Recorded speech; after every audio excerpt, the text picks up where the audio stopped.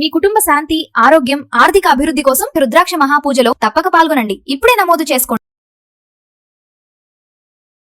Hi viewers, India's largest digital media network Suman టీవీకి స్వాగతం. ప్రస్తుతం మనతో ఉన్నారండి globally certified emotional intelligence trainer, posh and POCSO trainer మన భారతి నాదెండ్ల గారు ఉన్నారు. సో ఈ రోజు మనం అడిగే టాపిక్ ఏంటంటే, వారిని పీరియడ్స్ టైంలో పూజ చెయ్యొచ్చా, అదేవిధంగా ఎక్సర్సైజ్ చెయ్యొచ్చా, తర్వాత సెక్స్ చెయ్యొచ్చా, వీటి గురించి అడిగి తెలుసుకుందాం. నమస్తే భారతి గారు. నమస్తే రాధా. పీరియడ్స్ నిజంగా ఈ ఆడవాళ్లకు ఈ పీరియడ్స్ అనే టైం ఉంది చూడండి, ఒక యుద్ధం లాంటిదండి. అప్ అండ్ డౌన్స్, అన్ని గొడవలు అన్ని అక్కడే వస్తూ ఉంటాయి. ఏడుపు, గొడవలు, అన్ని ఎమోషనల్ అంతా అక్కడే ఉంటుంది. ఏమంటారు, షార్ట్ టెంపర్ కూడా అక్కడే ఉంటుంది. సో ఈ టైంలలో మామూలుగా పూజలు అయితే కొందరు ఏంటి, అందరూ పూజలు చేయకూడదనే అంటారు పీరియడ్ టైంలో. ఎక్సర్సైజ్ చెయ్యొచ్చా, తర్వాత సెక్స్ చెయ్యొచ్చా? అంటే సహజంగా ఇవన్నీ ఏంటంటే మనం ఒక ప్రొఫెషనల్ అప్రోచ్ తోటి ఉండవు. అంటే గైనకాలజిస్ట్ దగ్గరికి వెళ్ళో, లేకపోతే ఇంకెవరన్నా థెరపిస్ట్ దగ్గరికి వెళ్ళో అడిగేంత ధైర్యం అమ్మాయిలు చేయరు సహజంగా, ఇప్పటికీ కూడా, ఈ రోజుల్లో కూడా. సో మంచి టాపికే సెలెక్ట్ చేసుకుంటున్నాం అనుకున్నా. రైట్, ఫస్ట్ ఎక్సర్సైజ్ చేయొచ్చా అన్నారు. హ్యాపీగా చేసుకోవచ్చు, అసలు ఈ డౌటే పెట్టుకోకర్లా. ఇన్ఫాక్ట్ ఏమవుతుందంటే, మీరు ముందు అన్నారు చూసారా, మనం ఎమోషనల్గా ఏడుపులు, గొడవలు అన్నీ వస్తాయి అని. ఎందుకు జరుగుతాయంటే, మనకి పీరియడ్స్ టైంలో బాడీలో చాలా రకాల హార్మోన్స్ అప్స్ అండ్ డౌన్స్ అవుతాయి అన్నమాట. దాని మూలంగా మనకి స్ట్రెస్ రావడము, లేకపోతే ఎమోషనల్ ఇంబ్యాలెన్స్ రావడము, ఇవన్నీ కూడా వస్తాయి. అవి పిఎంఎస్ సిమ్టమ్స్ అంటాము. సో అసలు పీరియడ్స్ రావడం కన్నా కొద్ది రోజుల ముందు నుంచే అమ్మాయిలకి కొంచెం ఇవన్నీ కూడా స్టార్ట్ అయిపోతాయి. సో ఎక్సర్సైజ్ చేసినప్పుడు ఏమవుతుందంటే, బాడీలో ఫీల్ గుడ్ హార్మోన్స్ రిలీజ్ అవుతాయి, ఎండార్ఫిన్స్ రిలీజ్ అవుతాయి. అవి ఇవన్నీ రాకుండా హెల్ప్ చేస్తాయి, ప్రివెన్షన్కి హెల్ప్ చేస్తాయి. ఇంకొకటి ఏంటంటే, చాలా మంది అమ్మాయిలు మీరు నోటీస్ చేసి ఉంటారు, పీరియడ్ క్రాంప్స్ వస్తాయి, బాగా కాళ్ళ నొప్పులు, నడుము నొప్పులు, తర్వాత పీరియడ్ పెయిన్, బ్రెస్ట్ టెండర్నెస్ వస్తుంది. ఇవన్నీనేమో ఫిజికల్ సిమ్టమ్స్. మనం ఇందాక చెప్పుకున్నవేమో మెంటల్ సిమ్టమ్స్ అన్నమాట. సో ఈ రెండిటికి కూడా ఎక్సర్సైజ్ చాలా బెనిఫిషియల్. మీరు ఎప్పుడైతే ఎక్సర్సైజ్ చేశారో, రెగ్యులర్గా చేసే యోగాస్ చేయొచ్చు, జిమ్ములు చేయొచ్చు, ఆ తర్వాత వాకింగ్లు చేసుకోవచ్చు. అది ఈ డౌట్ రావడానికన్నా ముందు నేను ఒక మాట చెప్తా చూడండి. మనలో ఎంతమంది స్పోర్ట్స్ పర్సనాలిటీస్ లేరు అమ్మాయిలు? వాళ్ళందరూ పీరియడ్స్ టైంలో ఆపేసుకుంటున్నారా స్పోర్ట్స్? లేదా వీళ్ళ పీరియడ్స్ డేట్లను బట్టి స్పోర్ట్స్ ఈవెంట్స్ ఫిక్స్ చేస్తారా? లేదు కదా. సో స్విమ్మింగ్ చేయొచ్చు మీరు, షటిల్, బ్యాడ్మింటన్ ఆడపిల్లలు. మళ్ళీ సానియా మీర్జా లేరా, సింధు లేరా, ఎంతమంది ఉన్నారు, నైనా సహ్వాల్ లేదా, ఎంతమంది స్పోర్ట్స్ వాళ్ళని తీసుకున్నా చక్కగా ఫిజికల్ యాక్టివిటీ వల్ల మీకు ఈ ఫిజికల్గా వచ్చే డిస్కంఫర్ట్ తగ్గుతుంది, అండ్ ఎమోషనల్గా వచ్చే ఆ ఇంబ్యాలెన్సెస్కి కూడా ఈ ఫీల్ గుడ్ హార్మోన్ హెల్ప్ చేస్తుంది. కాకపోతే ఇప్పుడు మనకి పీరియడ్స్లో డెఫినెట్గా బ్లీడింగ్, డిస్కంఫర్ట్ అనేది ఉంటుంది కాబట్టి యూ చూజ్ అకార్డింగ్. డ్రెస్సుల్లో లాగా ఇప్పుడు వీటిలో కూడా మీడియంలు, లార్జ్లు, ఎక్సెల్లు, ప్యాంట్స్, టాంప్యూన్స్, కప్స్ ఇలా చాలా వచ్చాయి. కాబట్టి మీరు సెలెక్ట్ చేసుకునే ఎయిదర్ స్పోర్ట్ లేదా ఎక్సర్సైజ్ని బట్టి, మీ బ్లీడింగ్ని బట్టి మీరు ఇది సెలెక్ట్ చేసుకోండి. That's it. అంతేగాని you need not to stop yourself. పూజ అయితే ఇంకెలాగో చేయకూడదు. ఎవరు చెప్పారు? చేయొచ్చా అంటే ప్రతి ఇంట్లో, అరే నువ్వు పీరియడ్ అయ్యావు అంటే ఇంకా ఎక్కువ 5 రోజులు, 3 రోజులు, 5 రోజులు పక్కన కూర్చో. ఇవన్నీ కూడా సోషల్ టాబూస్ రాదా.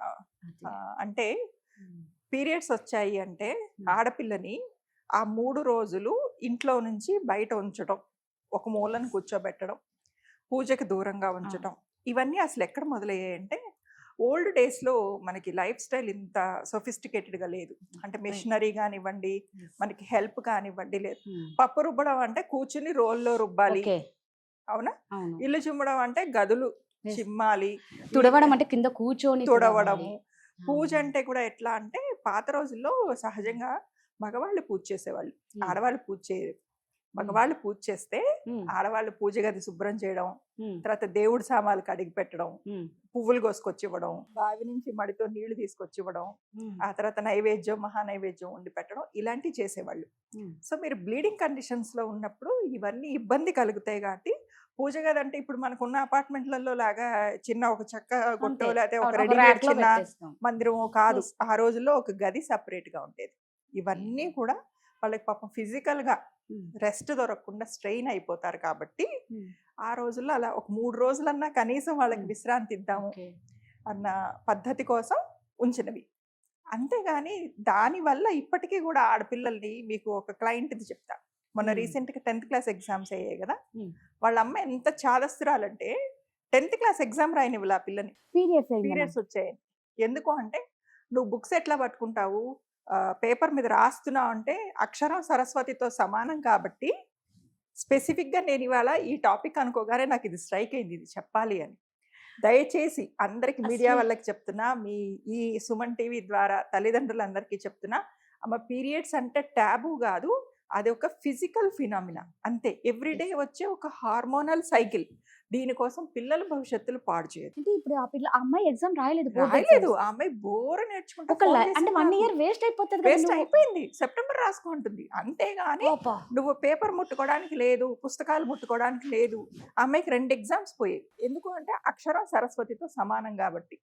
సో ఇట్లాంటి చాదస్తాలకి దూరంగా ఉండండి. పూజ అంటే కూడా నేను కొంత లాజికల్ గా మాట్లాడతా, బట్ చాలా మందికి నచ్చదు. సో దట్ ఈస్ నేనేమంటానంటే యువర్ పర్సనల్ చాయిస్. మీరు 3 రోజులు దూరంగా ఉంచుతున్నారు ఆడపిల్లని పూజ నుంచి కూడా. 4వ రోజు ప్రొద్దున్నే స్నానం చేసుకున్నాక, తల స్నానం చేసుకున్నాక లోపలికి రావచ్చు, దీపం పెట్టుకోవచ్చు అంటున్నారు.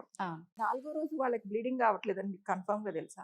అయినా కూడా లెక్కలోకి రాదని అంటారు. అదే అంటున్నారు. ఎందుకు మరి అప్పుడు మీరు దేనికి కౌంట్ ఇస్తున్నట్టు? బ్లీడింగ్ కి కౌంట్ ఇస్తున్నట్ట, డేస్ కి కౌంట్ ఇస్తున్నట్ట? డేస్ కి కౌంట్ ఇస్తున్నట్టే ఉంది ఇక్కడ. అప్పుడు సో మరి 4వ రోజు తర్వాత మీరు ఓకేనా పూజ చేస్తే then that is your personal choice. లేదు, పీసీఓడి ఇష్యూస్ ఉంటాయి, పెరిమెనోపాజ్ ఇష్యూస్ ఉంటాయి, వాళ్ళకి ఎప్పుడు స్పాటింగ్ అవుతుందో, ఎన్ని రోజులు బ్లీడింగ్ అవుతుందో, కొందరికి 1 month, 15 days, 20 days, మరి 1 month పూజ చేసుకోకుండా ఉంటున్నారా? సో నేను అంటాను, మీ మనసు పవిత్రంగా ఉన్నంత వరకు, మీ శరీరం సహకరించినంత వరకు భగవంతుడు మిమ్మల్ని ఏమి పనిష్ చేయడు. మీ మనసుకి సహకరిస్తే మీరు చేసుకోవచ్చు. ఇన్ఫాక్ట్ జగ్గి వాసుదేవరావు గారు కూడా ఒక ఇందులో చెప్పారు, ఇంటర్వ్యూలో చెప్పారనమాట, ఇలాంటివన్నీ ఏమీ లేవు, దయచేసి మీరు అన్ని చేసుకోవచ్చు, అలాంటివన్నీ పాటించాల్సిన అవసరం లేదు అని. మనము గైడ్ చేయకుండా వాళ్ళ పర్సనల్ చాయిస్ వదిలేద్దాం. రైట్, అంతే. అది మీరు అన్నట్టు వాళ్ళ పర్సనల్ చాయిస్, కానీ లాజికల్ గా చూస్తే కరెక్టే కదా అనిపిస్తుంది. మనం డేస్ గా కౌంట్ చేస్తున్నాం ఇక్కడ. నెక్స్ట్, సెక్స్ చెయ్యొచ్చా లేదా? మళ్ళీ అగైన్ చెప్తారు మన ఇద్దరిని. ఇక అది కామన్, ఒక మంచి చెప్పేటప్పుడు అది పడుతూనే ఉంటాయి. యాక్చువల్గా ఏమంటుందంటే మళ్ళీ అగైన్ మనకి ఇందాక ఆ ఎమోషనల్ ఫ్లక్చుయేషన్స్ వస్తాయని చెప్పాం కదా. ఎప్పుడైతే మీరు భార్యాభర్త, ఇప్పుడు భార్యాభర్త అనడానికి కూడా లేదు, అందుకే పార్ట్నర్స్ అనాలి. అందుకే నేను మాట్లాడలేదు భార్యాభర్తలని, సెక్స్ ఊరికే మాట్లాడాలి. సో మీరు పార్ట్నర్స్, ఆ టుగెదర్నెస్, మీరు దగ్గరగా ఉన్నప్పుడు ఆ టచింగ్ వల్ల, లేకపోతే ఆ ఫోర్ ప్లే వల్ల, దానివల్ల ఏమవుతుందంటే అగైన్ మీకు ఎక్సర్సైజ్ చేసినప్పుడు ఏ ఫీల్ గుడ్ హార్మోన్స్ అయితే రిలీజ్ అయ్యాయో బాడీలో, అదే feel good hormones oxytocin, endorphins ఇవన్నీ బాడీలో రిలీజ్ అవుతాయి. రిలీజ్ అయినప్పుడు యూ రియల్లీ ఫీల్ గుడ్. ఆ నొప్పులు అవన్నీ తగ్గిపోతాయి, మూడ్ స్వింగ్స్ తగ్గిపోతాయి, you will be really very happy. And in fact ఏంటంటే కొంతమంది అమ్మాయిలకి వెజైనాలో డ్రైనెస్ ఉంటుంది, ఫిజియోలాజికల్ గానే వాళ్ళకి డ్రైనెస్ ఉంటుంది. సో వాళ్ళు యూజువల్గా ల్యూబ్రికెంట్స్ అవి వాడాల్సి వస్తుంది. బట్ డ్యూరింగ్ పీరియడ్స్ ఏమవుతుందంటే ఈ బ్లడ్ అనేది వాళ్ళకి న్యాచురల్ ల్యూబ్రికెంట్ లాగా వర్క్ చేస్తుంది. వర్క్ చేసి ఆ టైంలో అసలు వితౌట్ పెయిన్ వాళ్ళు సెక్స్లో పార్టిసిపేట్ చేయగలుగుతారు. అయితే ఫిజికల్గా వస్తే ఏమవుతుందంటే ఈ టైంలో మనకి వెజైనాలో pH బ్యాలెన్స్ అని ఉంటుంది అనమాట, అది కొంచెం మారుతుంది. ఆ తర్వాత సర్విక్స్ కూడా కొంచెం ఎక్కువ ఓపెన్ అయి ఉంటుంది. కాబట్టి బ్యాక్టీరియల్ ఇన్ఫెక్షన్స్ వచ్చే అవకాశం, యూటీఐ వచ్చే అవకాశం ఉంటుంది. కాబట్టి అలాంటివి రాకుండా మీరు కండమ్ యూజ్ చేసుకుని, అంటే ప్లే సేఫ్, కండమ్ యూజ్ చేసుకుని మీరు సెక్స్లో పార్టిసిపేట్ చేయొచ్చు. అయితే కొత్తగా పెళ్ళైన పిల్లలందరూ ఏమనుకుంటారంటే పీరియడ్స్లో ఉన్నప్పుడు కనుక సెక్స్ చేస్తే పిల్లలు పుట్టరు అని. That is a myth. Even మీరు పీరియడ్స్లో ఉన్నప్పుడు కూడా still there is a chance మీరు ప్రెగ్నెన్సీ అవ్వడానికి. ఎందుకంటే ఎర్లీ ఓవులేషన్స్, ఎర్లీ సైకిల్స్ ఉండే అమ్మాయిలకైతే పీరియడ్స్లో కూడా సెక్స్లో పార్టిసిపేట్ చేస్తే ప్రెగ్నెన్సీ వచ్చే ఛాన్స్ ఉంటుంది. కాబట్టి చెయ్యొచ్చు. That is actually very good. ఎవరిని ఎవరు ఫోర్స్ చేయొద్దు, ఇద్దరికి ఇష్టమైతేనే. ఇక్కడ ఇద్దరి కంఫర్ట్ ముఖ్యం.